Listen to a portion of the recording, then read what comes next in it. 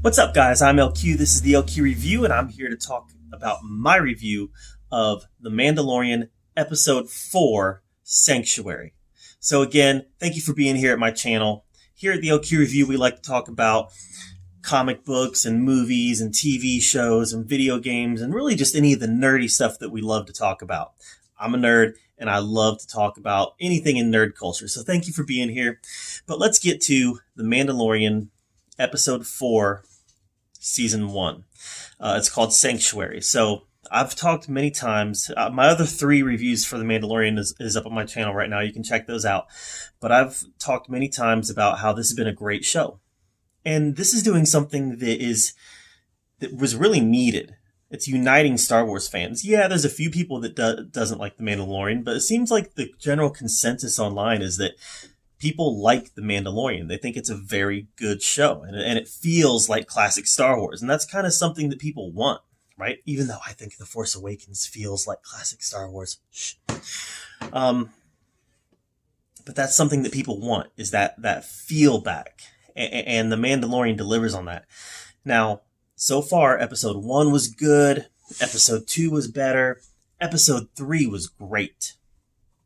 Episode 4 isn't quite as good as Episode 3, but it was still pretty darn good, and it was close to Episode 3's quality. So, at the end of Episode 3, we the Mandalorian and the child, they were on the run, and in this episode, he's looking for Sanctuary, and it's called Sanctuary. So he's looking for a place to hide with the kid, and he ends up going to, I forget what the planet's called, but he ends up going to a pretty primitive planet, it looks like. And he finds a settlement there. This settlement has been continuously attacked by raiders who are taking their food, taking their supplies, and just raiding these villages. And these villages are out in the middle of nowhere. So obviously it's attractive to the Mandalorian. He meets a former rebel fighter played by, I think it's Gina Carano, right? I have to look that up. I think that's her. But, a tough female former rebellion fighter, and she wasn't a love interest for the Mandalorian. I thought going into this that she would be the Mandalorian's love interest, and she wasn't. They were presented as equals, and I love that. They even have a little fighting session where she thinks that he's a bounty hunter after her, so she fights him. And even in that fighting session, they were kind of presented as equals. A lot of people might have problems with that. I didn't, because it established her early on as a very tough fighter, somebody who legitimately fought for the rebellion, and I bought it. She's a very physical actress, so clearly this is something that I bought on the surface. The Mandalorian then learns he's approached by 2 farmers saying, "Hey, can you come help us? We know you're a warrior. The Mandalorians are warriors. Come help us." At first he refuses, but then when he hears that they're out in the middle of nowhere, he's like, "Yeah, do you have lodging? If you have lodging, let's talk." So he ends up talking Gina Serrano's character. Is it Carano or Serrano? I think it's Serrano.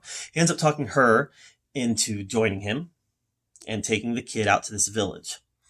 And they learn that the village is being attacked by raiders, and it has an Imperial Walker. These raiders have an Imperial Walker. So they end up it's funny. I just watched The Three Amigos a couple days ago, and it reminded me a little bit of that. At the end of Three Amigos, the Three Amigos train the villagers to fight. We've got a sequence in this where our 2 heroes are training these villagers how to fight the raiders. And then we get the fight scene where our 2 heroes go in and stir things up, get them to chase them out. And the fight scene is really well done. And guys, what's really effective about this fight scene is the Walker.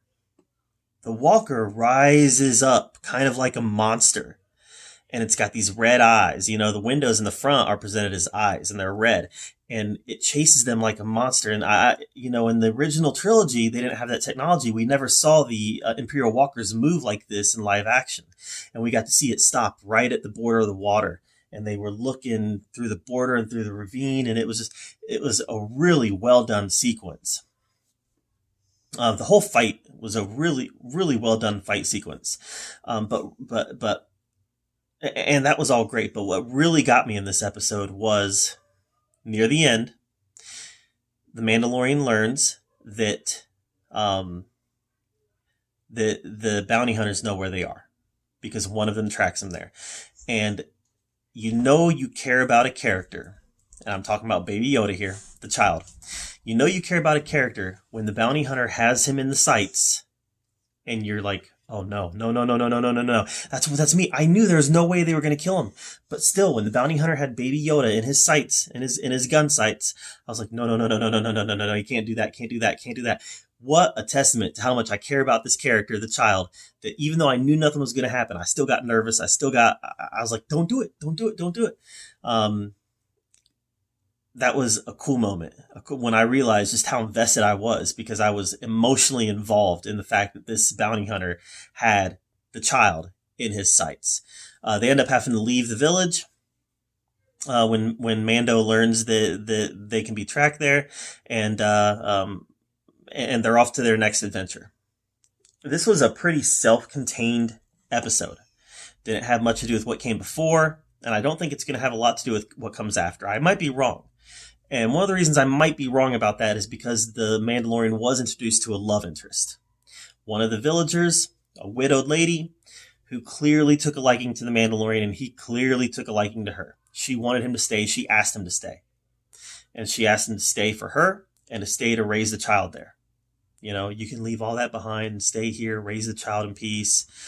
And he clearly wanted to. And there was a moment when she was getting ready to take off his helmet, and he was going to let her until the bounty hunter that I previously talked about intervened.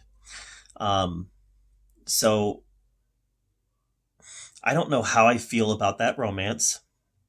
Part of me wants to revisit it, and part of me will be just fine if they leave it as a one-shot. I think that they're on some unsteady ground if they start getting the Mandalorian introduced into a romance. I'm not outright objecting to it.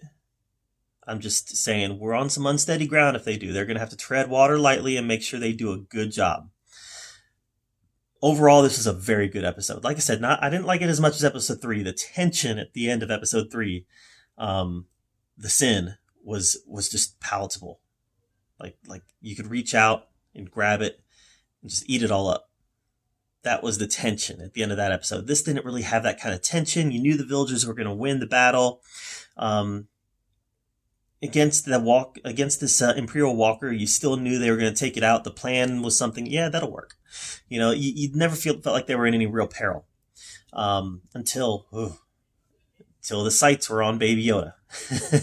Now I thought that I want to. This is spoilery, right? This is spoilery. By this time, everybody's seen it. I thought that the bounty hunter was going to shoot and Baby Yoda was going to force stop the bullet. That's not what happened.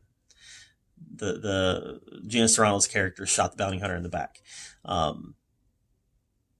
never for a moment thought Baby Yoda was going to die, but I was still like, no. So that's cool. But yeah, overall, really good, really strong episode. Can't wait till Friday to see what happens next. And that's where I'm at on this series. Every time an episode ends, I'm like, holy crap, bring it on. Bring on the next one. And playing right into what Disney wants, right? That's why they're releasing it week to week. So we can talk about it week to week and keep the conversation going. Stranger Things Season 3 was great. I loved Stranger Things Season 3. I talked about it for like 3 days. I'm talking about The Mandalorian now for almost 2 months. It'll be almost 2 months by the time it's done. Season 1 is done. And that's what they want. So good on them. It was smart. It may not fall into the binge watching that we've been accustomed to doing. It was smart though. So I loved it. Can't wait for episode 5. What did you think of The Mandalorian episode 4, Sanctuary? Let me know in the comments down below. I'd love to hear your thoughts on it. And thank you so much for being here at the LQ Review, where we talk about all of the geeky, nerdy stuff we love to talk about. And until next time, we'll see you later.